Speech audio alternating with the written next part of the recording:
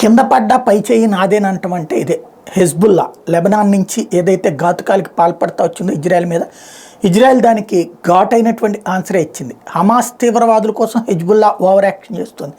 ఆ హమాస్ తీవ్రవాదులకు సంబంధించిన అల్కాసం బ్రిగేడ్స్ వ్యవస్థాపకుడు, అట్లాగే హమాస్ డిప్యూటీ చీఫ్ అరోరా ఎవరైతే లెబనాన్లో తలదాచుకుంటూ ఉంటే వాడిని డ్రోన్తో లేపేసింది. వాడితో పాటుగా 4 కీలకమైనటువంటి నాయకులు కూడా లేపేసింది ఇది ఇజ్రాయెల్ డిఫెన్స్ ఫోర్స్.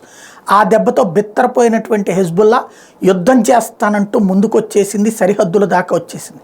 ఆ సరిహద్దులలో అంటే యుద్ధానికి సిద్ధమంది ఇజ్రాయెల్, అంటే ఇక పెను యుద్ధానికే సిద్ధమవుతోంది. ఇక లెబనాన్ మీదకి గాజాలోకి ఎట్లయితే ఎంటర్ అయ్యారో అట్లాగే లెబనాన్లో కూడా ఎంటర్ అయిపోతుంది ఇజ్రాయెల్ సైన్యం అన్నటువంటి విషయం అర్థమైపోయింది. కంగారు పడిపోయింది అమెరికా, యూరప్ దేశాలు. అర్జెంటుగా ఖతార్తో చెప్పి, ఖతార్ ద్వారా హెజ్బుల్లాతో చెప్తే హెజ్బుల్లా వాడికి కూడా భయం వేసింది. 3 కిలోమీటర్లు వెనక్కి వెళ్ళిపోయారు. ఇది ప్రపంచమంతా అర్థమైపోయింది. ఇజ్రాయెల్ దెబ్బకు భయపడి వెనక్కి వెళ్ళారు. దీంతో ఇప్పుడు అర్జెంటుగా హెజ్బుల్లా చీఫ్ మేకపోతు గాంభీర్య ప్రకటనలు ఇస్తున్నాడు. హెజ్బుల్లా చీఫ్ హసన్ నజీరుల్లా ఏమంటాడంటే, మేము వెనక్కి తగ్గలేదు, మా దాడి చాలా తీవ్రంగా ఉన్నది, ఇజ్రాయెల్ తట్టుకోలేనంతగా ఉంటుంది అంటూ హెచ్చరికలు జారీ చేస్తున్నాడు.